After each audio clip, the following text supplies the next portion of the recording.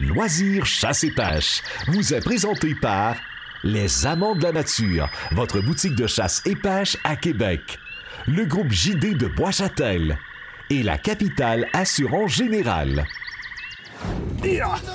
Oh, il est bon! Yes! Hey, je te dis que c'est vivant, ces petits messieurs-là! Du beau Pangasius, exactement ce que je pensais. Évidemment, on le sait, hein, ces nageoires-là, chez tous les Pangasius, tous les loricaridés, tous les catfish, c'est solide, solide, solide et c'est très, très, très piquant.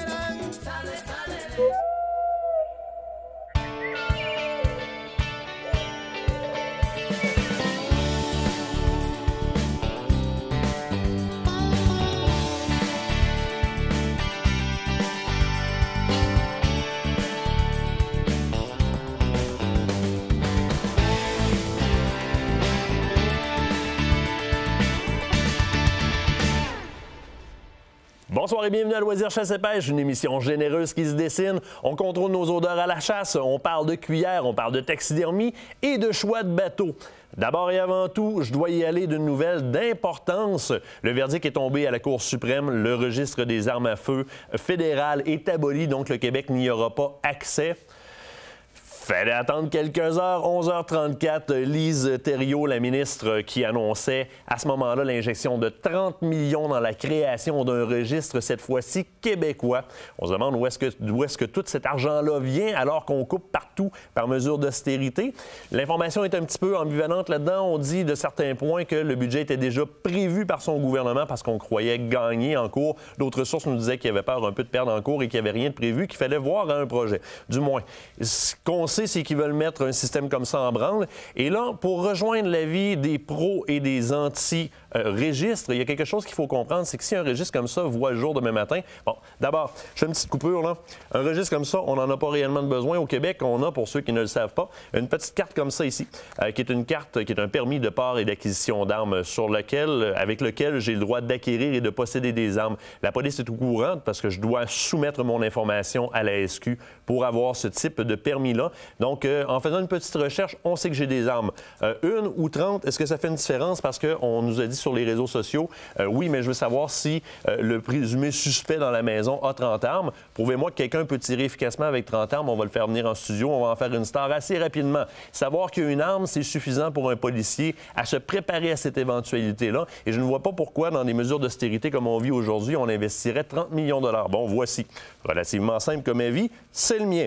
Mais maintenant, il y a énormément d'autres cartes aussi qu'on va chercher, nous, chasseurs-pêcheurs, dans notre vie. On injecte énormément d'argent. La Fédération québécoise des chasseurs-pêcheurs a fait une sortie à ce niveau-là cette semaine. Évidemment, tout de suite après la décision du ministre Létard d'augmenter les permis de chasse et permis de pêche. Encore là, une mesure qu'on trouve un peu douteuse au moment où est-ce que ce même gouvernement nous dit qu'on veut pousser sur la relève. Avec tous les frais qu'on ramène et qu'on augmente et les millions qu'on veut investir, la fédération, excusez-moi, se pose comme question si on va repousser ces frais-là aux chasseurs et aux pêcheurs. Et on commence à se demander comment cette relève-là va pouvoir un jour se payer le luxe d'aller à la chasse et d'aller à la pêche. La chasse, à elle-même, provoque des retombées économiques de l'ordre de 540 millions de dollars en 2014 au Québec, ce qui est pas peu dire. Alors, de venir mettre des bâtons dans les roues d'un tel loisir, je me demande vers où on s'en va. Et la Fédération, à ce niveau-là, émet des réserves à savoir si on ne portera pas un coup dur avec ces nouvelles mesures-là. Vous voulez réagir et c'est normal, on vous voit sur les réseaux sociaux. De quelle façon on peut réagir? Il y a eu des propositions de boycott, des trucs comme ça. C'est pas nécessairement les bonnes façons de réagir. Par contre, il y a des pétitions qui ont vu le jour et ces pétitions-là, rapidement, ont augmenté en signatures. Ils ont pris des signatures records à l'intérieur de 48 heures. J'ai vérifié plus tôt cette semaine. La première, qui est registre-québecarmes.com, était rendue à 25 300 signatures. Et il y a une deuxième pétition aussi qui est en vogue sur le web. Vous la retrouverez facilement en tapant sur Google « Retrait du projet de loi 20 ». Vous allez la trouver facilement. Celle-ci totalise 14 000 signatures. Alors, c'est 39 000 personnes qui ont déjà manifesté leur objection face à l'établissement de ce registre des armes à feu-là, de la part de Mme Thériault. Allez signer les pétitions. Je me répète, allez signer les pétitions. Et du même coup, prenez la peine d'expliquer à vos amis anti-chasse ou pro-registre à quoi sert la carte pour laquelle vous avez passé un cours et qui donne déjà l'information à l'État, donc qui éviterait une dépense supplémentaire de 30 millions qu'on pourrait, par exemple, mettre dans le fonds d'épargne ou encore au niveau de l'éducation. On se quitte et là, on s'en va pêcher le requin d'eau douce.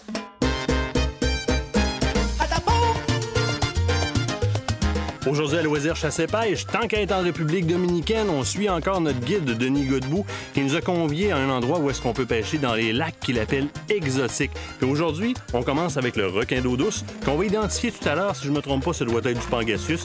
Donc Denis a déjà commencé à pêcher. Je vais aller le rejoindre une fois qu'il a besoin de la pisette. Hey! Salut, ça va bien? Ça va bien toi? T'as de l'allure? T'es en forme? Ben oui, je suis en train justement de m'amuser à poigner des requins tanga. Requin tanga, donc Requins tanga, ouais. le Pangasius. Ouais, c'est ça, puis c'est le premier lac ici où est-ce que les poissons sont. Fait qu'à ce moment-là, on commence ici. Et c'est une nouvelle sorte de poisson qui vient d'être introduite. Fait qu'il n'y a jamais de pêcheurs qui sont venus pêcher ici. Alors, regarde bien ça, on va changer ça. Ouais. Parce que je m'en vais à côté de toi. Donc, je vais tirer ma ligne. Moi, je connais le Pangasius par expérience en aquariophilie comme étant un grand amoureux de crevettes. Ouais. Alors, ce que je vais faire, c'est que... On va lui demander s'il aime ça dans le lac aussi. On s'attend à prendre quelle grosseur de Pangasius là-dedans? Oh, ça dépend. C'est à cause qu'ici, les plus gros, c'est environ long de même. OK, ça Ça, veut c'est dire le environ plus gros. 46 pouces maximum, peut-être? Mais même une quarantaine de pouces, c'est Une logique. quarantaine de pouces? Oui, c'est logique. Ah, mais génial, génial. Oui. Fait qu'écoute, une belle partie pêche en perspective. Oui, on va s'amuser. On pêche le requin d'eau douce. OK, le pire qui peut arriver, c'est qu'on n'attrape pas. Ah, en tout cas, ça On mord. est dans la pêche. En tout cas, ça mord. On vient d'avoir une belle attaque et je me suis fait vider mes crevettes. Donc, Moi aussi. je n'ai plus une crevette sur mon bas de ligne. Ils ont tout mangé les crevettes, ce qui veut dire que, option A, j'avais mal à ranger mes choses et il était facile à prendre. Option B, il aime beaucoup ça et il y a une précision chirurgicale au niveau du vol de crevettes. Porque me voy de tu lado, de tu vida para siempre. Oye, mujer, lo que te digo, que ya estoy arrepentido por lo que te hice sufrir. Quand je pêche le Pangasius comme ça, ou à peu près n'importe quels autres membres de la grande famille des catfish, des poissons-chats, faut que je pense au fait que ce sont des poissons très opportunistes. Alors, je vais prendre des choses qui sont très savoureuses, qui vont sentir dans l'eau et qu'il y a beaucoup de viande dedans, comme la crevette. La crevette, c'est parfait. Il s'agit de savoir bien la placer. Après ça, je vais aller la déposer au fond. Ça va attirer le poisson. C'est sûr et certain que je vais avoir une réponse là-dessus. Et la façon de l'utiliser, la partie la plus raide est en plein milieu de la queue. Il faut vraiment prendre le temps de suivre le long des écailles et de venir ressortir derrière son dos tout en laissant la pointe de l'hameçon. Seulement la pointe de l'hameçon dépassée. Ça va me permettre, lorsqu'il va prendre sa bouchée, lui est intéressé par la viande qu'il y a dans le milieu. Alors, il fait face à la coquille. Il va le travailler, il va aller le chercher, il va prendre une bonne bouchée. Qu'est-ce qui l'attend? Le pic de mon hameçon qui est très bien affûté. C'est sûr et certain que ce poisson-là sort du lac si ma crevette l'intéresse. Que vuelva, que vuelva. Porque muero yo. A reina, que Margarita en a un? Qu'est-ce qu'il y a? Il y a un tilapia là-dedans. Et s'il y a un tilapia, il fallait bien que Margarita le trouve. Elle les aime, ces poissons-là. On va ramener ça. Ils ont tous mangé les tabards-là. Ils ont mordu, tout mangé. que vuelva caballo, pero que vuelva.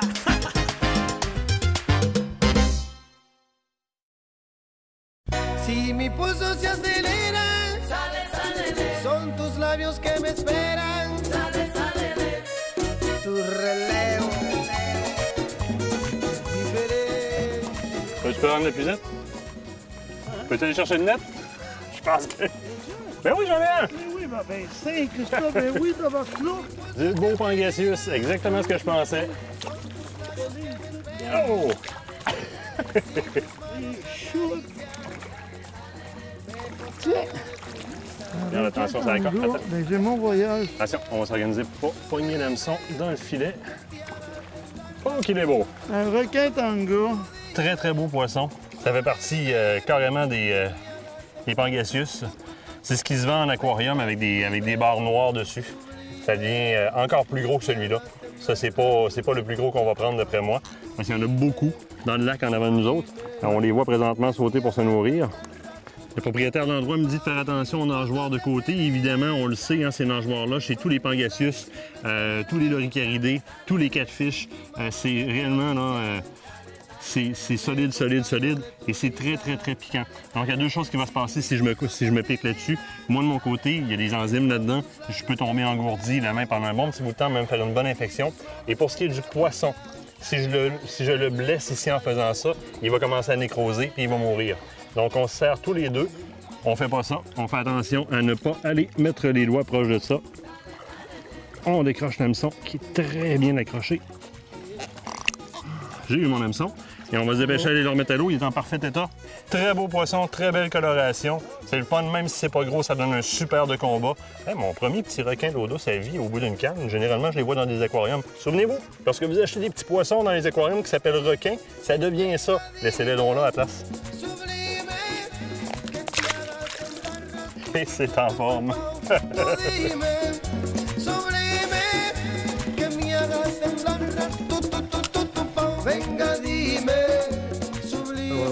Je l'ai, ouais. Je l'ai. C'est assez gros pour le filet? C'est assez gros, ouais. M'en viens. C'est beau. Je pense que c'est une grosse tilapia en plus. Ah oui? D'après moi, tu sais, oui, c'est une tilapia. Regarde, c'est une belle tilapia. Ben oui. Rapproche la canne par ici. OK. Donne-moi là. OK, de la tilapia. Un beau tilapia. Ses couleurs ont commencé à sortir. Puis ça, là, Denis, là, c'est début juvénile. C'est même pas adulte. Okay. Avec l'âge, il va se colorer encore plus que ça. Il va être encore plus beau que ça. Donc, un super poisson. Okay. Super beau tilapia. Elle en a un autre, elle a quoi? Elle en a deux. Elle en a deux. Elle a deux tilapias. Elle a attrapé deux beaux tilapias. Même endroit où est-ce qu'on pêche le Pangasius.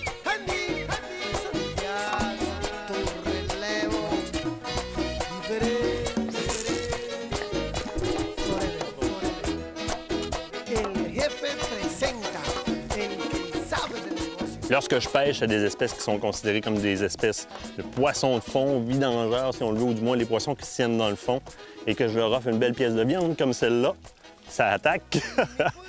Une belle pièce de viande comme la crevette que je leur offre présentement. J'effectue mon lancer, je laisse mon leurre descendre dans le fond, aller se déposer au fond, et je vais juste le déplacer quelques fois tranquillement pour le ramener vers moi si j'ai pas eu d'action. Je le relaisse au fond, je le laisse reposer là, voir s'il y a quelqu'un qui va venir mordre dessus.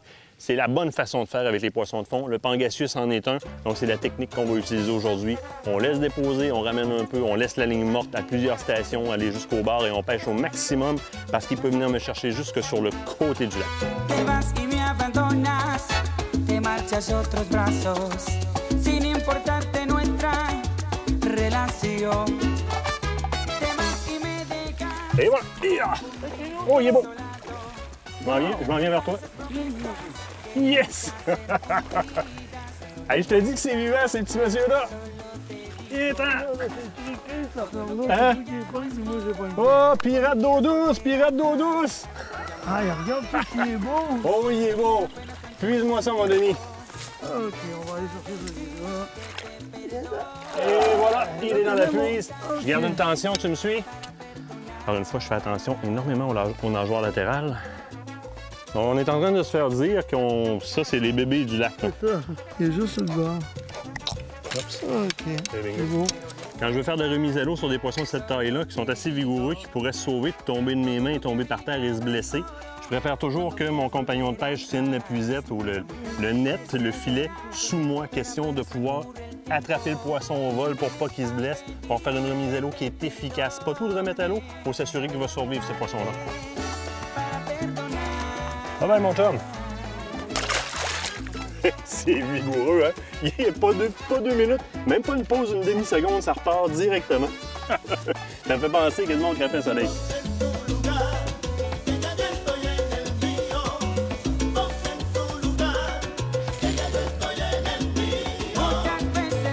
Denis, il y en a un? On va aller prendre le filet. Il est beau. Amène-moi ça, Denis.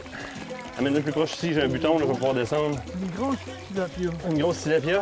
Ah. Tu vas me laisser le contrôle du bout de ta Ouais, canne? une autre tilapia. Tu sais que il y a trois sortes de tilapia. Il y a trois sortes de tilapia dans les lacs? Il y a la rouge, il y a la noire, puis il y a celle-là. Et celle qui a le plus, c'est celle-là ici. Celle-là, c'est la plus commune. C'est la plus commune, ça. on la connaît bien. C'est celle qui sert dans l'alimentation. Donc, c'est tilapia. Là. C'est Si on tilapia pêche standard. dans un autre des lacs, c'est de la rouge qu'on va poigner, puis dans l'autre, c'est de la noire. Ça peut être La le fun. petite, elle a une tilapia aussi. Elle a une tilapia, elle aussi? Oh, ouais. Belle coloration. Très vivant comme poisson. Super, ça, on remet ça à l'eau. Ah, oui, ah oui. De mi amor y yo te di todo y tú lo tiras. Denis, merci pour l'opportunité. C'était super Ça trippant. m'a fait plaisir. Une pêche très tropicale, amusante, Et toute la journée. et toute la journée. Puis, on a été pas mal chanceux avec le pangasius aussi, parce Oui, que bien, il faut expliquer aux gens, c'est que c'est la première fois qu'ils s'attrapent ici, ce fameux tiburon tanga. J'ai jamais aucun client qui a été capable d'attraper, parce qu'il ne savait pas comment les attraper. Donc, c'est toi qui as fait découvrir comment les attraper. Ben, écoute, d'un passant en aquariophilie, lorsqu'on recevait les importations, on nourrissait avec de la crevette assez rapidement pour les repimper, si on le veut. Donc, je savais très bien que c'est un poisson qui aimait qu'est-ce qui était viandeux et stagnant. Donc, on s'est essayé, comme je t'ai montré, par station. Et à ça la ligne fonctionnait. morte. Ça a très, très bien fonctionné. Très Oui. bien fonctionné. Paco, muchas gracias. No, muchas gracias, quítate, Kike. Muchas gracias a ustedes, espero que hayan disfrutado de la pesca y os invito para cuando quieran volver otra vez, esta Bien. es su casa. Il dit qu'il espère qu'on a aimé ça et qu'il nous réinvite pour venir le voir. Il nous remercie pour ce qu'on fait pour eux, pour promouvoir justement son complexe site de pêche sportif en République dominicaine. Muchas gracias. Gracias a ustedes. On continue à se battre contre les maringouins pendant qu'on va rejoindre la voiture. C'est ce qui met fin à la journée.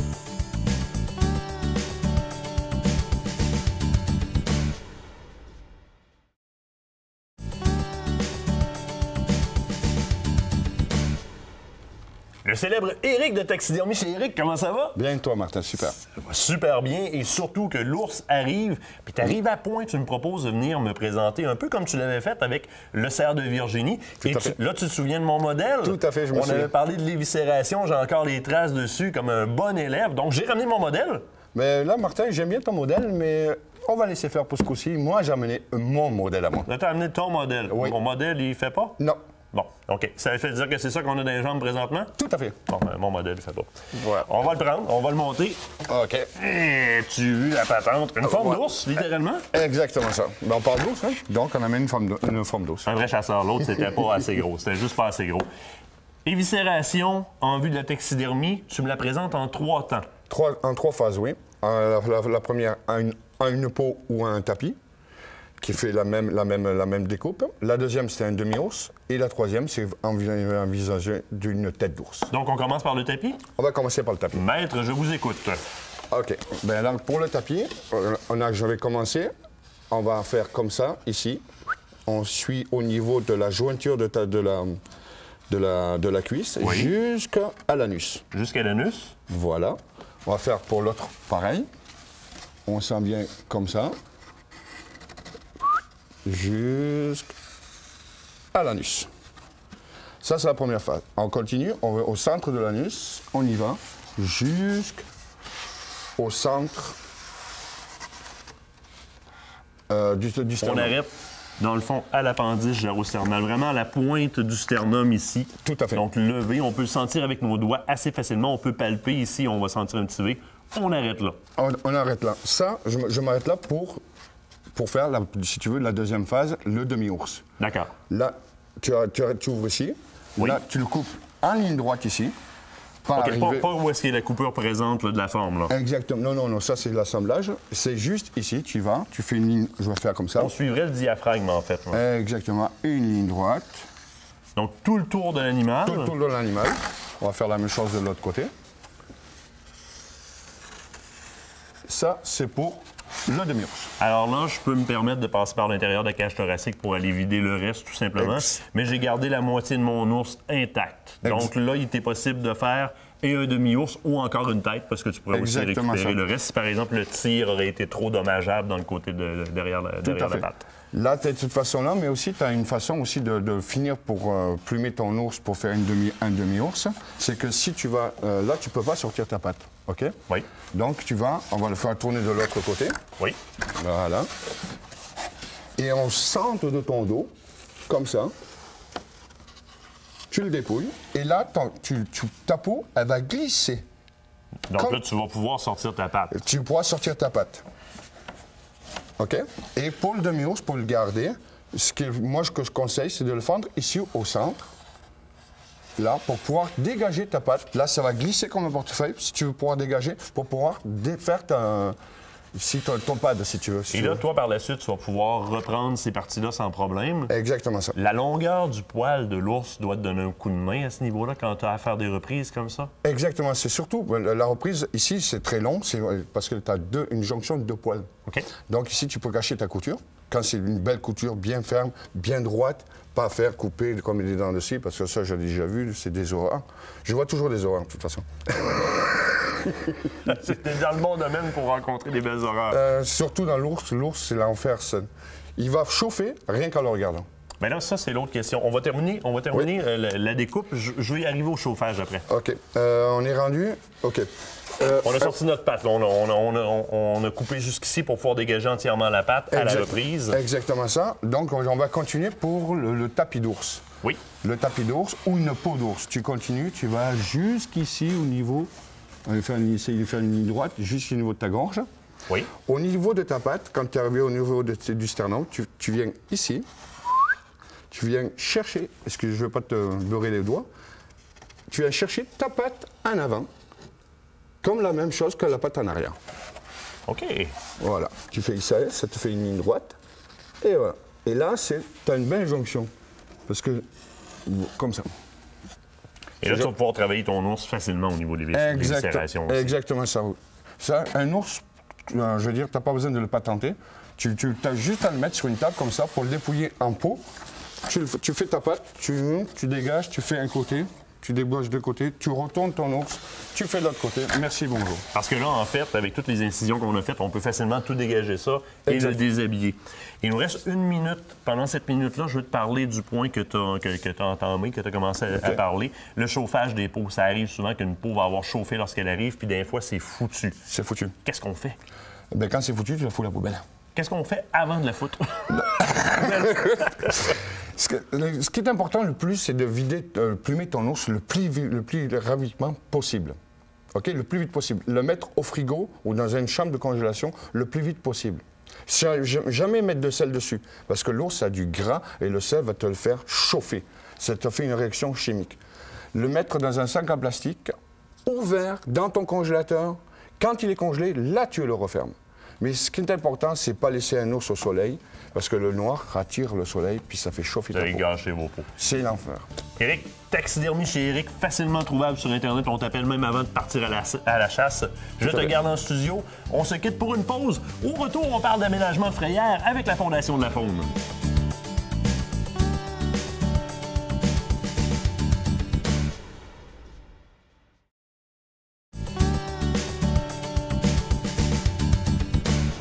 Geneviève Lacroix, comment ça va? Ça va très bien. Écoute, on est dans un super beau territoire. Oui. On est où, en fait, là? On est sur le secteur Tourili. On vient rencontrer les gens de la Nation Huron-Wendat pour voir les aménagements qu'ils ont faits en milieu aquatique. Oui, parce que ces gens-là vous ont approché. Question d'avoir un appui dans des aménagements spécifiques. C'était quoi, à ce moment-là, la demande? Il y a eu plusieurs demandes, en fait. Ça fait plusieurs années qu'on collabore avec eux. Puis c'est surtout des projets sur l'ombre de fontaine pour aménager les nouvelles frayères, des seuils, pour augmenter la productivité de l'espèce, avoir plus de lieux de reproduction. Et à ce moment-là, de quelle façon la Fondation peut venir appuyer ces gens-là dans ces initiatives-là? En fait, nous, on les soutient financièrement. Fait qu'ils nous présentent leurs demandes. C'est soit un projet d'étude, déterminer quels sont les aménagements qui devraient être faits, quelles sont les problématiques. Puis après ça, on finance aussi l'aménagement. Donc, lorsqu'ils sortent leurs bottes puis qu'ils vont mettre le gravier, faire les seuils, bien là, on est là aussi pour les aider financièrement pour réaliser tout ça. Là. Génial. Écoute, j'ai hâte que tu me présentes Marc-André, qu'on s'en vient voir aujourd'hui, qui est gestionnaire un peu de ces initiatives-là. Ça a l'air que ce gars-là, même à ce temps-ci d'année, serait capable de nous trouver une frayère. Ben oui. Parce qu'il y aurait encore de la truite. Oui. Ça, j'ai bien hâte de voir ça. Moi aussi. On s'en va là. Parfait.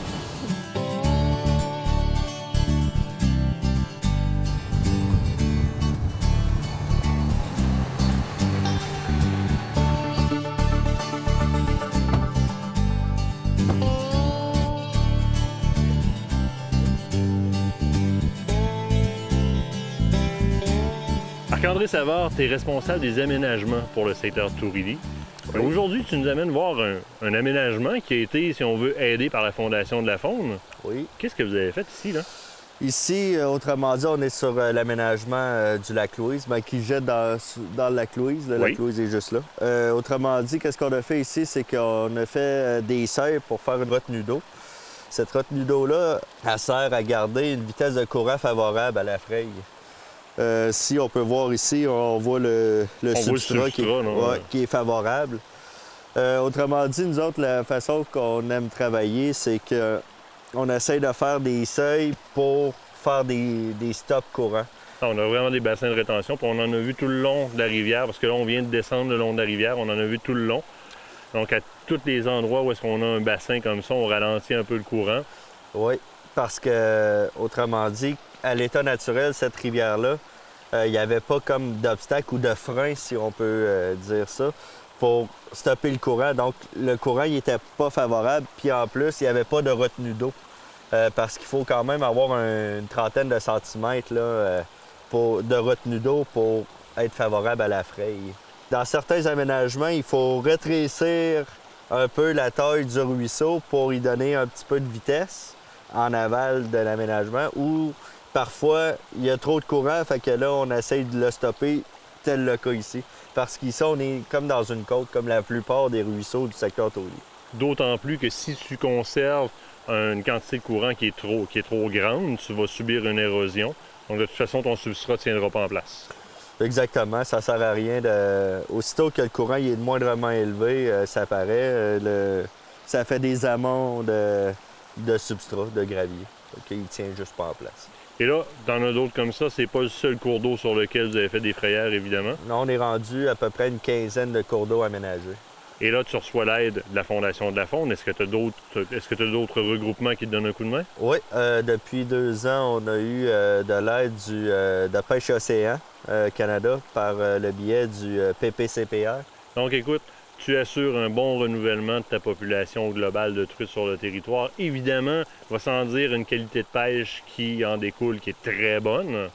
Puis, veux pas, mais c'est le fun de les voir grandir, de les voir se reproduire comme ça. Oui, bien, qu'est-ce qui est le plus, tu sais, pour moi, qu'est-ce qui est le plus le fun, c'est que quand tu fais un aménagement puis tu reviens en automne, puis tu regardes, puis tu vois des géniteurs en train de frayer, ça, la paye est là. La paye est vraiment là parce que tu vois que ça fonctionne. Qu'est-ce qui est difficile avec l'aménagement de la faune, du moins en faune aquatique, c'est essai-erreur. C'est que tu fais des aménagements, des fois tu te dis hey, elle est belle cette frayère-là, elle a un beau look, mais finalement, elle marche moins qu'une qui va avoir un moins beau look. Mais tu sais, fait que là, on essaie tout le temps de l'améliorer à chaque année pour jouer avec, comme que je vous disais, la hauteur de l'eau, la vitesse de courant, pour essayer que le poisson finisse par utiliser plus ces frayères-là. On finit par prendre l'expérience, on finit par se donner des barèmes qui sont plus celles de la truite que du côté esthétique de l'œil. Oui, c'est ça, exactement. Des projets pour les prochaines années, on continue à faire des frayères en quantité, évidemment, sur le territoire? Oui, ben nous, dans le fond, qu'est-ce qui est important pour nous, c'est de donner la meilleure qualité de pêche possible à la clientèle qui visite le Torili. Donc, on travaille beaucoup sur les lacs qui sont en forte demande et des lacs de grande superficie pour avoir une super belle qualité de pêche, tu sais. Puis c'est pas mal notre stratégie. Parce que là, tu travailles des frayères comme ça en petits cours d'eau, mais tu t'enlignes à en travailler aussi beaucoup de la frayère en lac directement. Oui, on est depuis 2 ans, on essaie d'élaborer une stratégie plus en lac. Je vais vous dire, les avantages de ces aménagements en lac-là, c'est qu'il n'y a pas de facteurs comme, exemple, un barrage de castor qui vient obstruer le débit ou le courant du cours d'eau ou des coups d'eau en tant que tel. Un simple coup d'eau peut tout changer. Fait qu'en travaillant avec des sources d'eau sur le bord des lacs, je vous dirais que c'est vraiment une avenue qui est plus stable, je dirais. Marc-André, je te remercie. Écoute, on va lâcher la caméra et on va aller se promener, aller voir le reste de tout ça. Parfait.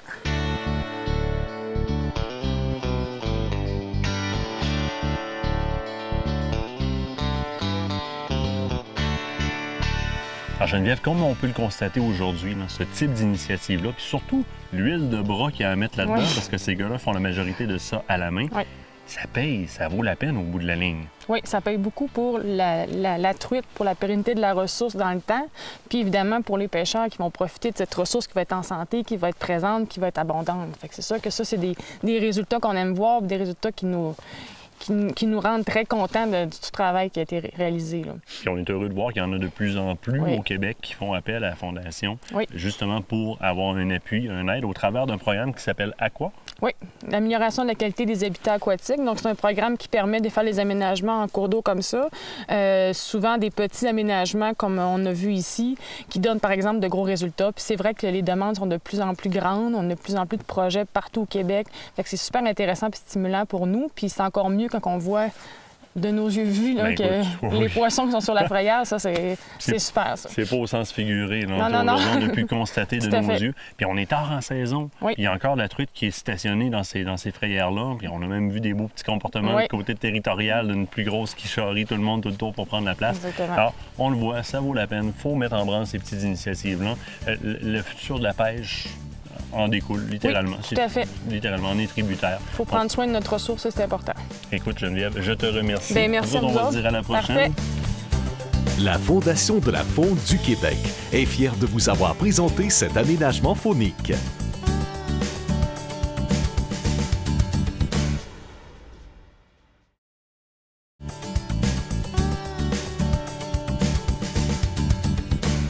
Yann-Éric, comment ça va? Ça peut pas mieux aller. Je profite du passage du Salon du bateau, Salon expert chasse-pêche, camping et bateau de Québec, pour venir te rencontrer et voir un peu les nouveautés. Parce qu'à mon arrivée, là, j'étais un peu fébrile. Il y a beaucoup de nouveaux modèles. Ça me donne le goût d'aller à la pêche. Et je veux que tu m'en parles. Je regarde entre autres le Vision, là, la ligne a l'air à s'être agrandie. Oui, en fait, j'ai senti ça, la fébrilité dans tes yeux. Écoute, au niveau de la ligne Crestana, cette année, on a plusieurs nouveaux modèles. Le Vision, effectivement, tu as remarqué, il y a un nouveau modèle un petit peu plus grand. On avait commencé l'année passée dans la ligne Crestana avec le Vision 16. Cette année, on a sorti le Vision 17 aussi. On a un tout nouveau produit aussi qui s'appelle le Authority, qui est sur la base d'une coque de Sportfish, mais vraiment un peu plus focus pêche. Donc, on se rappelle, le Sportfish dans la ligne Crestana, c'est un bateau qui est pêche et plaisance, tandis que le Authority va utiliser la même grosseur de coque. On peut avoir le 20-50 ou le 22-50, mais dans une version plus axée pour la pêche, moins de finition intérieure, plus focus pêche. J'ai remarqué beaucoup d'accessoires qui sont vraiment focus pêche, comme tu le dis. Table de découpe. La minute que je l'ai remarqué, tu m'as parlé d'un rail qu'on a ajouté sur le bateau, sur le côté du bateau, qui me permet d'ajouter énormément d'accessoires. Oui, c'est une nouveauté de l'année dernière, mais cette année, après avoir fait l'innovation de la traque à l'intérieur qui appelle le SureMount, donc, ils ont rajouté beaucoup d'accessoires. On a jusqu'à un hamac qu'on peut installer dans les modèles. Hamac dans le bateau. Un hamac dans le bateau, cool, effectivement. ça. Mais pour les autres accessoires qui sont des sacs pour ranger les accessoires de pêche, des tables à découpe, des montures de canne à pêche, on a des attaches pour les dents de rigueur aussi. On a plein d'accessoires qui peuvent se connecter à l'intérieur du bateau. On peut le déplacer, c'est sur une glissière. Très, très avantageux. Très intéressant, parce qu'on peut modifier la configuration de notre intérieur à notre besoin. Exactement. Le rangement de canne à pêche aussi qui se barre, oui. Ça, c'est très intéressant. Exactement. Et un gros point que je remarque sur ce modèle-là en particulier par rapport à ses prédécesseurs, l'accès à l'arrière qui est facilité, parce qu'on récupère souvent notre poisson vers l'arrière. Puis quand on est prêt avec une grosse banquette, là, on est gêné parce qu'il y a du limon de poisson qui va sur la cuillerette, etc. Là, c'est pas le cas. C'est simplifié, les bancs se baissent et j'ai accès à l'arrière du bateau. En parlant du Authority, le Authority, effectivement, la cuve en arrière est vraiment conçue justement pour avoir plus d'accessibilité jusqu'à l'arrière du bateau, donne plus d'espace. C'est un petit peu sur le principe du Commander qu'on a déjà présenté aussi, qui donne un accès aussi supérieur en arrière. Mais petit point qui est important de mentionner, le SureMount dont je parlais est accessible sur toute la ligne au complet. Donc à partir du Kodiak, aller jusqu'au Sportfish 2150 ou le Authority 2250, on a le système qui est éprouvé qui va être fonctionné partout. Donc si vous achetez un Crestana un petit peu plus petit, éventuellement vous changez, tous vos accessoires sont compatibles au complet. Génial. Donc ça demeure un bel investissement. Une nouvelle coloration aussi au niveau des cuillerette à l'intérieur qu'on n'avait pas vu du côté de Crestana dans le passé. Effectivement, on a l'intérieur qu'on peut avoir dans l'édition Sportfish qui va être un intérieur couleur tan. Donc ça, c'est un petit plus aussi. Puis il y a des nouveautés aussi au niveau des couleurs extérieures. Donc on a un Storm Blue maintenant qui est un petit peu différent. Des peintures qui sont légèrement métallisées aussi, qui donnent un look un peu plus intéressant. Super belles embarcations. Je dois te ramener à la première gamme de laquelle on a parlé. On a parlé du Vision. Oui. Il y a une nouvelle motorisation 90-115 qui est existante là-dessus dans le 4 temps. Exactement. Je veux que tu m'en parles parce qu'il y a beaucoup de technologies qui sont impliquées, là. Exactement. La motorisation 150 qui est sortie en 2012 rentre maintenant dans le 90 et le 115, c'est-à-dire la technologie qui a été développée pour l'atmosphérique 150 s'introduit maintenant à partir de 75 HP à aller jusqu'à 115. Nos plus gros vendeurs sont 90 et 115. C'est un moteur qui était déjà très, très fiable. Maintenant, il est allégé d'environ tout près de 100 livres allégé. Donc, c'est un gros impact sur la balance de poids. Oui. Toujours le même pouvoir, moins de pièces mobiles, pas d'ajustement de valve sur le long terme. C'est un moteur qui va être excellent. Technologie digitale à l'intérieur aussi. Donc, quand on veut le connecter avec les nouveaux accessoires SmartCraft, tout est possible de le faire. Ça va être un excellent moteur. Il y a aussi une belle nouveauté sur ce moteur-là, c'est qu'on peut maintenant les avoir avec le mode iTrust, c'est-à-dire un engrenage et un diamètre d'hélice qui va être plus grand. Donc, l'avantage qu'on a à tirer de ça, c'est que sur un bateau qui est un petit peu plus gros ou qu'on veut faire de la traîne à plus basse vitesse, avec un plus gros diamètre d'hélice, la poussée va être meilleure. On va perdre un petit peu sur le top speed sur certaines embarcations, mais sinon, la poussée va être meilleure. Donc, ça, c'est un beau point très intéressant. Par contre, écoute, tu me corriges si je me trompe, l'utilisation d'un kicker est très, très, très populaire dans le domaine de la pêche pour justement l'utilisation à la traîne. Oui. Et c'est généralement, j'imagine, une configuration que vous devez offrir à votre clientèle. Oui, on l'offre à partir des modèles 16 pieds et demi dans le Crescent Nord. On peut installer sur presque tous les modèles un kicker. La popularité de ça est très grande parce que c'est pas seulement un moteur de poussée pour la traîne. Maintenant, c'est aussi un moteur d'annexe, un spare, donc un moteur d'appoint. Sauf que de plus en plus, avec les nouveaux moteurs digitales, technologie d'injection électronique, on va plus aller vers le Troll Control, qui se trouve qu'à être, dans le fond, un ajustement du RPM du gros moteur, parce que, et de un, on n'a peut-être pas nécessairement besoin d'avoir un second moteur, et de deux, l'avantage qu'on a avec la nouvelle mécanique, c'est qu'il n'y aura pas d'encrassage ou d'usure prématurée du moteur, même s'il roule à basse vitesse. On peut baisser jusqu'à 550 RPM, monter jusqu'à 1000 tours, puis ajuster la vitesse avec le gros moteur, garder simplement ce moteur-là, puis le silence est meilleur aussi. Il y a des avantages à le faire, autrement dit, puis surtout, on n'a pas besoin d'investir sur un deuxième moteur. Donc ça, c'est une belle nouveauté. En terminant, la meilleure chose à faire, c'est de passer. Vous avez quand même une salle de montre qui est énorme, des conseillers qui sont sur place. On rappelle rapidement la situation où vous êtes dans à Sainte-Catherine, la Jacques-Cartier et à Rivière-du-Loup. Donc, on a 2 emplacements pour servir la clientèle du Québec. Un gros merci. Merci à toi. Et, super. Merci. Cette chronique vous a été présentée par Pomerleau Les Bateaux, une entreprise familiale spécialisée depuis 1966.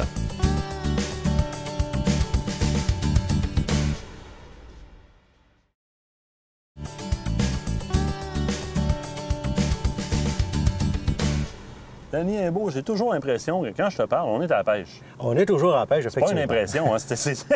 Tu permets, je ne te serrerai pas la pince parce que parlant de pêche, ça se peut que tu m'attrapes la main, là. Absolument, avec ces grappins-là. Aujourd'hui, on aborde l'écuyère. C'est un sujet qui est tellement vaste parce qu'on pourrait parler de tellement de sujets, mais il y en a un, entre autres, qui a toujours intrigué les gens, puis on a beaucoup de questions là-dessus. Pourquoi des catalogues de 250 000 couleurs différentes dans l'écuyère? Bonne question. Mais ça a sa raison d'être. Oui. Hein? Parce que la température, le soleil, l'intensité du soleil, la luminosité qu'il y a à l'extérieur fait en sorte qu'on va choisir la couleur de notre cuillère en fonction de ça. On dit souvent temps clair, cuillère claire, temps sombre, cuillère sombre. C'est une règle générale. Générale, effectivement, qui fonctionne très, très bien. Ici, on a des cuillères UV d'un côté et holographe de l'autre côté. Comme on peut voir, je vais utiliser celle-ci en temps clair et celle-là un petit peu plus, quand ça va faire un petit peu plus sombre. Okay? Le bleu aussi, la couleur bleue, souvent on dit, les pêcheurs disent « Ah, le bleu, j'aime beaucoup le bleu ».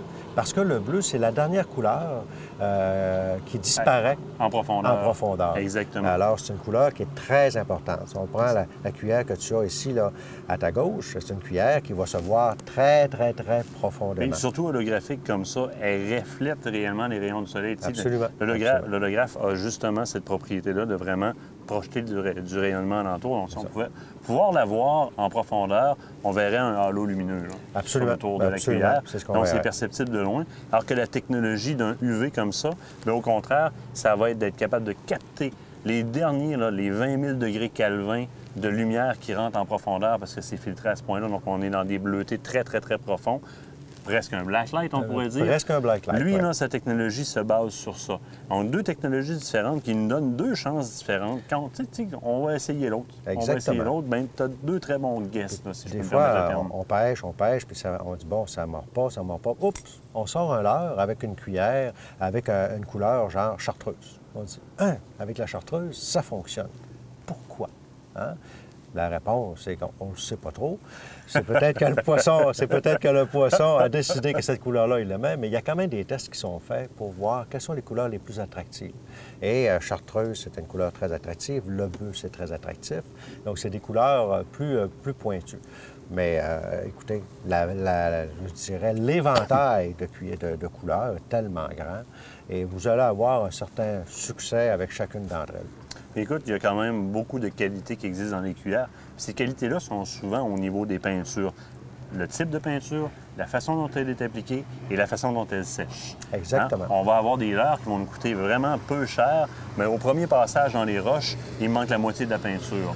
Là, on a des peintures qui sont réellement cuites d'abord, des peintures de qualité cuite, donc qui vont résister. Puis tu les as dans des coloris, écoute, tu as quand même un inventaire qui est très large. Assez large. Tout à fait. Assez qui large. répond aux besoins des différents lacs. Puis sais-tu, j'ai envie de dire aussi que ça dépend beaucoup des habiletés ou encore de l'expérience du pêcheur. Parce que certains pêcheurs vont adapter leur technique de pêche et vont associer des couleurs avec ça. C'est-à-dire, si je veux jouer au poisson nageur, par exemple, parce qu'une cuillère, en fait, au départ, c'est pas fait pour traîner un hameçon. Non, absolument pas. C'est fait pour reproduire la nage d'un petit poisson. Exactement. Alors, si je veux jouer au petit poisson et j'ai l'habilité pour le faire, par exemple à la traîne, ce qui est sous-utilisé encore aujourd'hui, bien, je vais aller vers des patterns que vous avez créés, justement. Vous en avez aussi qui ont des couleurs de perche chaude, par exemple, absolument. Un peu tigré. Je peux facilement me renseigner sur un lac, quelle espèce y vivent, et aller reproduire le petit de cette espèce-là pour aller vers des espèces un peu plus grosses. C'est ce qu'on a fait. C'est exactement ce qu'on a fait pour être capable de donner aux pêcheurs un amalgame de produits adaptés à différents lacs. Donc, le poisson se nourrit avec quoi? Hein? S'il se nourrit avec de l'éperlant, bien, on va avoir un dessin ou on va avoir une image qui va ressembler à un éperlant avec une action qui va ressembler à un éperlant. On va essayer de reproduire au niveau de l'action aussi un poisson qui est en détresse. Oui. Parce que c'est une proie facile. Au niveau de la technique de pêche. Au niveau de la technique de pêche, c'est plus le poisson va dire, hop, regardons ça, lui il est en détresse, c'est plus facile à prendre et plus facile à manger, on si on peut exploite dire. ce côté opportuniste. Exactement, exactement. C'est ce qu'on essaie de faire, tout à fait. Dernière petite chose, souvent, on entend parler des gens, ils disent, bon, pourquoi ils nous livrent toujours ça avec un trépied? Moi, je l'enlève. On se pogne partout avec ça. Je mets un hameçon derrière. Il y a une raison pour laquelle il y a un trépied avec ça. J'en ai parlé tantôt. La traîne avec les cuillères. C'est très efficace. C'est très efficace et c'est une question de culture. Je dirais, au Québec, principalement, je dirais dans l'est du Québec, la culture, c'est de pêcher avec un hameçon président et un verre rouge. Et c'est une technique qui fonctionne très, très bien. Moi, j'ai entendu ça jeune. Un wobbler, une président, un verre. Et voilà. Ça, c'est la recette magique. Ça, c'est la recette de base magique.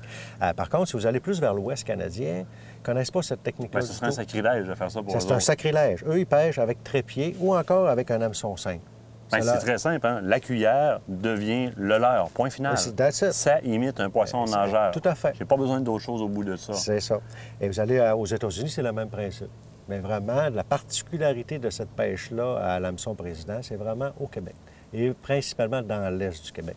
Vous allez dans le secteur de Montréal, ça pêche très, très peu de cette façon-là. Un peu, mais pas beaucoup. Mais tout à partir de Québec et les environs, cette technique de pêche-là est répandue. Puis tu vois rarement les gens pêcher avec un trépied. Puis je dois t'avouer que personnellement, ça fait pas longtemps que je pêche avec un trépied. J'avais l'habitude de pêcher toujours avec un hameçon. C'est le fun, hein? C'est le fun, certain. Écoute, c'est surprenant. C'est surprenant de dire, tu dis, ça mord là-dessus. Tu dis, le poisson, ça se peut-tu? Oui, ça se peut. J'entends les poissons sauter derrière. Il va être temps qu'on arrête ça. Danny, moi, je te remercie de mettre à ma disponibilité plein de couleurs que je puisse faire plein de tests. Ça me fait plaisir. Prolonger ou changer mon expérience de pêche. Ça me fait plaisir. On se rencontre une prochaine fois, j'imagine, à la pêche. Ah, il faut toujours à la pêche. Merci beaucoup. Merci beaucoup. Mon article de la semaine dans Sentier Chasse-Pêche provient d'une plume que j'aime beaucoup, celle de Jeannot Ruel. Il nous écrit un superbe petit guide d'entretien pour les négligents. Bien évidemment, Jeannot s'adresse aux gens qui, après une session de tir, vont tout simplement resserrer leur arme dans l'étui. Il se provoque une condensation et bobo dans le canon. Alors, rapidement, Jeannot y va avec les items de base nécessaires à un nettoyage rapide et non pas un grand nettoyage en profondeur, mais qui peut être très efficace et éviter énormément de problèmes. Donc, items de base, méthode, et on y va avec la suggestion de certains produits particuliers que Jeannot apprécie. Et en plus, on a un complément vidéo sur le site web de Sentier Chasse-Pêche. Merveilleux. Ces conseils vous ont été offerts par le magazine Sentier Chasse-Pêche, la référence chasse-pêche au Québec. Tu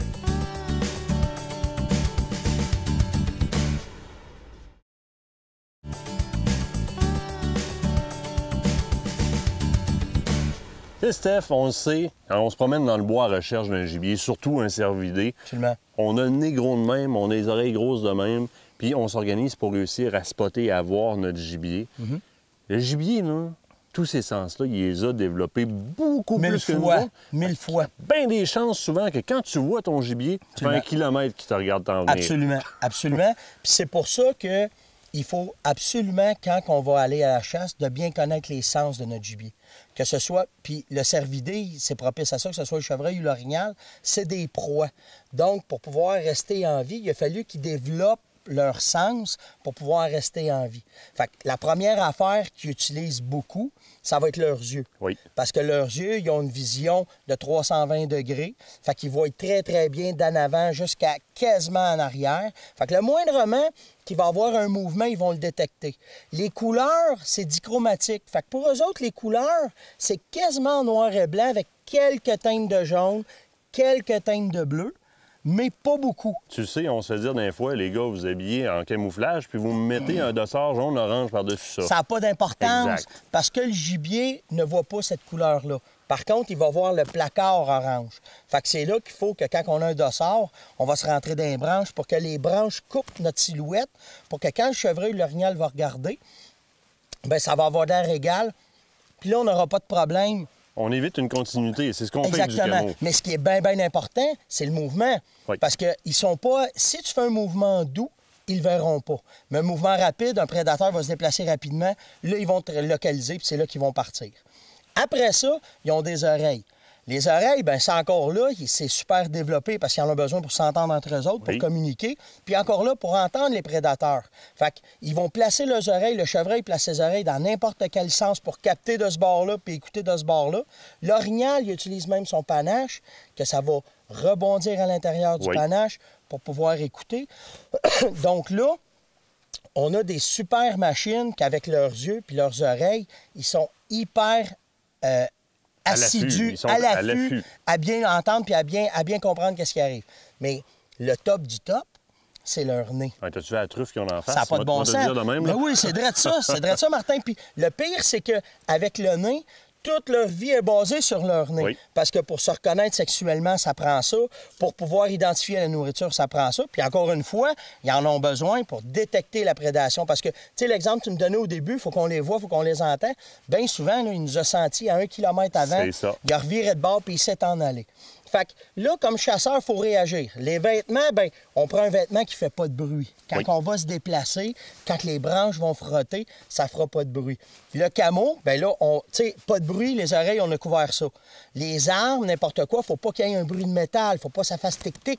Ils vont le percevoir, c'est pas normal, ils vont s'en aller. Le visuel, bien, on l'a dit, le camo, ça a plus ou moins d'importance, mais il faut qu'il soit dans l'habitat où est-ce que tu vas être. Puis ton dossard, tu vas l'entrecouper de branches. Fait que là, on vient de régler ça aussi. Mais pour le nain, là, ça prend. Là, c'est plus compliqué. Moi, j'ai développé une façon simple. J'ai tout le temps la même routine, puis ça m'a permis de pouvoir contrer le nez des gibiers. Puis il ne faut pas penser qu'on enlève au complet notre odeur, mais on va moins la concentrer sur le territoire du gibier. Fait que, si tu prends un Joe Bob qui ne se lave pas pendant 2 semaines à la chasse, bien, le chevreuil va le sentir à 1 kilomètre, puis il va penser qu'il est à côté de lui. Mais là, j'ai la chance d'avoir la routine de préparation au niveau du camouflage des odeurs à Stéphane. Oui. Là, on écoute. Bien, tu sais, c'est simple. C'est que la première chose que je fais, ça va aussi loin de qu'est-ce que je mange. 2 semaines avant que la chasse commence, je lâche les épices, je lâche les choses qui vont faire dégager à ma peau des odeurs. Fait que ça, c'est la première affaire que je fais. Ensuite, je vais prendre un savon. Puis, pendant ces 2 semaines-là, je vais commencer à me laver avec ce savon-là. Ma blonde trouve ça bien plate parce que là, à partir de là, je sens plus rien. Elle va venir me sentir, il n'y a plus de parfum, il n'y a plus rien. Je commence à me neutraliser. Fait que là, je vais prendre un savon comme ça. Puis, quand je m'en mets sur moi, je le laisse agir à peu près 1 minute. Ça veut dire que tu te mouilles, tu te savonnes, tu te recules du jet, puis tu attends à peu près 1 minute. Fait que c'est dans ce temps-là que je pratique mes caules. J'ai une belle caisse de résonance. Fait que là, je prépare mes caules. Là, je vais être bon. Là, il y en a qui chantent, là. Non, moi. Ah, Steph est dans la douche. Ouais, Steph est dans la douche, il se pratique à caler. Après ça, là, je vais me rincer. Une fois ça c'est fait, je sors de la douche. Là, je vais laver mes vêtements avec encore le savon. C'est important, ça, là. Oui. Je vais laver mon linge comme il faut, puis je vais le faire sécher comme il faut. Tu le fais sécher où? À l'extérieur. Bon. Je le mets à l'extérieur, une belle journée comme aujourd'hui où est-ce que le soleil va bien prendre. Je laisse le vent rentrer dedans. Pas proche du barbecue, pas proche du garage pour pas... L'humidité de la cave, L'humidité de la cave, c'est malade. Fait que là, je mets ça dehors. Quand je suis sûr que tout est bien sec, là, je vais l'entreposer dans un bac de plastique sec. Puis mon bac, je vais l'avoir traité avec ce que tu as dans les mains, le Destrodeur. Je vais en mettre à l'intérieur de mon bac. Je vais le laisser sécher comme il faut. Là, je mets mon linge dedans, je ferme ça, puis c'est fini. Puis tu sais, il y en a qui vont venir nous dire « Steph, moi, je mets ça dans les sacs de plastique, c'est mieux. » Le sac de plastique, là, tu sais, quand tu mets tes vidanges dedans, oui. Bien, tes 100 vidanges en bas du sac de plastique, oui. c'est pas assez épais, c'est pas bon. Fait que même les sacs qu'on retire l'air avec la balayeuse, c'est pas assez. C'est pas suffisant. C'est pas assez. Le bon vieux bac de plastique qu'on va traiter, ça fait un job en masse. Parfait. Puis on met pas de branches dedans. Parce que si on met des branches de sapin ou des branches d'épinette, il y a de l'humidité, on ferme le bac 3 semaines, 1 mois avant. L'humidité des branches va faire pourrir le vêtement. OK. Fait qu'on met rien. Ce qu'on fait, c'est qu'une fois que c'est bien neutralisé, rendu à la chasse, là, on va prendre les vêtements, je les rentre jamais dans le chalet. Ça reste dehors. Puis si je pogne des journées de pluie très, très fortes, il faut que je fasse sécher mon linge. Il y en a qui trouvent pas ça drôle, mais je le fais sécher dans mon camion. Je prends mon truck, je mets toutes mes chaufferettes au fond, je mets mon linge là, ça prend 2 heures, mon linge est sec, mais il n'a pas été à l'intérieur du chalet où est-ce qu'il y a la bouffe, toutes les senteurs qu'on laisse dedans, tout lequel. Dans mon camion, j'ai des bancs de plastique, donc à partir de là, je sais que mon linge va être...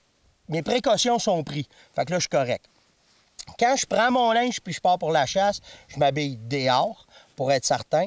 Première affaire que je fais, je reprends le Destrodeur, puis je m'en mets dessus, simple, partout. Puis je finis après ça juste avec un neutralisant, pas un neutralisant, mais un camoufleur d'odeur, odeur de terre, d'épinette, des affaires comme ça. Puis mon contrôle des odeurs est fait. Que je traîne avec moi ou je mettrai une temps. utilité de Exact, pour exact. répéter. Dans le stand, je vais m'en remettre. Ah, j'oubliais. Rapidement, parce qu'on doit... Oui. Les pastilles pour la bouche, on se lave les dents souvent, puis ça, c'est réglé après, mais notre contrôle est complet. Le linge, le corps, la bouche, tout est fait. Faites-vous pas voir, faites-vous pas sentir, faites-vous pas entendre, Et ça va voilà, bien aller. ça va bien aller. Recette de Stéphane Monette, un gars qui a du bon succès.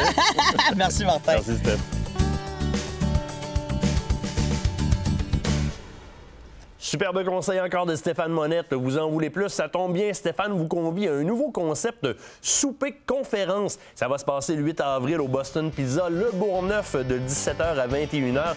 Allez souper avec Stéphane, le temps de parler avec lui. Donc, vous allez être proche de l'homme, voire même peut-être lui toucher et poser vos questions. C'est tout pour nous cette semaine. Ça passe très rapidement. La semaine prochaine, soyez des nôtres. On se rend dans la rivière du Gouffre pour aller taquiner le saumon. Et on est là avec Richard Couturier qui va nous apprendre un peu les techniques du maître. Le point d'intérêt, là, c'est que tu as une belle rivière qui vient se jeter dans la rivière principale. Cette rivière-là, c'est aussi un carrefour migratoire.